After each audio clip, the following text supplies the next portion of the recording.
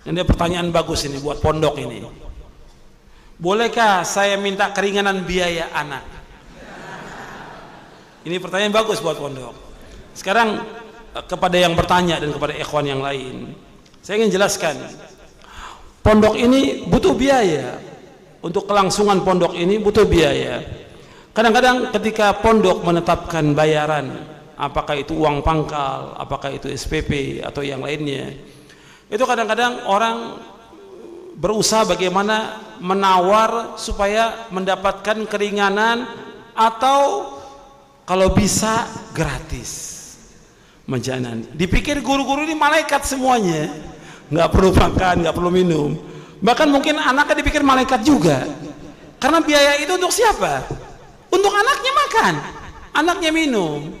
Ini juga ada banyak kezoliman dari para wali murid dan wali santri. Kezoliman saya katakan, ketika dia disekolahkan di sekolah umum yang bayaran mahal, nggak nawar dia, tidak nawar.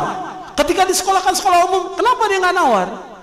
Masuk sudah, dianggap sekolah ini baik, sudah masuk. Bayaran berapa? Uang pangkalnya 20 juta dibayar. Sebulan berapa? 1 juta dibayar, nggak nawar dia. Tapi giliran pondok dicari yang paling murah, dianggap pondok ini sabil, sabilillah, sudah. Gurunya malaikat. Ini zolim dari wali santri ini. Kalau antum nggak mampu, antum cari bantuan dari orang lain, jangan pondok dibebankan. Kalau antum nggak mampu, antum cari muhsinin atau saudara antum. Ini gimana, anak saya mau disekolahkan di pondok karena ini bermanfaat, tapi saya nggak punya. Kalau betul-betul nggak punya, ya minta bantuan ke keluar, jangan ke pondok. Justru pondok perlu bantuan. Kalau antum dikasih bayaran berapa sekarang sebulan? 500.000. Kalau bisa antum bayar 600.000. Mestinya begitu untuk memajukan pondok. Maka banyak pondok-pondok itu yang kemudian akhirnya nggak maju-maju dan nggak berkembang karena kezoliman wali santri. Kezoliman wali santri. Mestinya dia bantu pondok itu. Kalau perlu bayar 1 juta. Kalau perlu, ini kan pondok lagi ngebangun, kalau perlu sekarang Ustaz saya bayar buat 2 tahun supaya apa? Bisa uangnya dipakai buat ngebangun, meringankan pondok daripada harus minta-minta keluar. Dia sibuk sudah ngajar dari pagi sampai sore, harus keluar lagi cari sumbangan. Mestinya wali santri yang punya tanggung jawab seperti itu. Coba saya ajak berpikir yang seperti ini. Ini terjadi sekarang, dia punya anak 2 dan ini terjadi wakil, saya katakan wakil ini. Yang satu di pondok, yang satu di sekolah umum. Yang di sekolah umum semua dibayar lunas, yang di pondok ngutang. Zolim atau tidak seperti itu? Zolim. Ini wakil nyata saya katakan ini.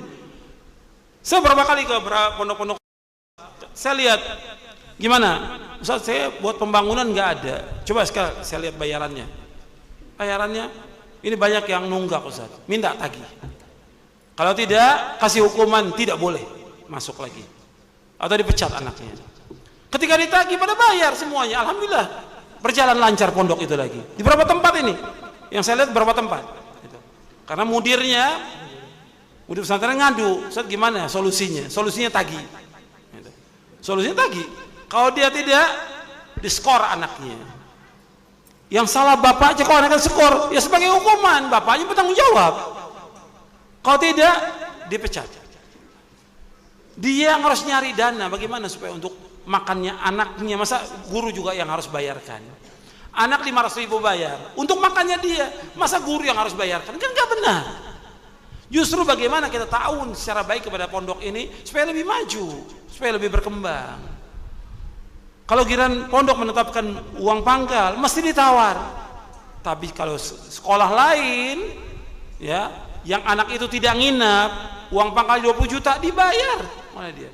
Satu anaknya di sekolah sini SMP, satu di SDIT.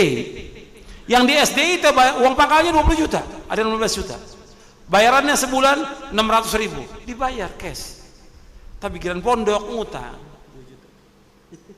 Ini keterlaluan.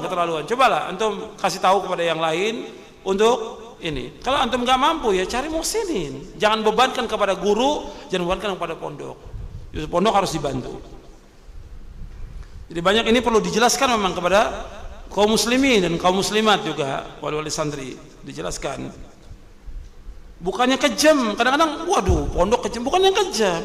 Ini kan keberlangsungan, bayarnya kebutuhan. Untuk makannya anak itu juga, untuk bayarnya listrik, air, dan kebutuhan yang lain.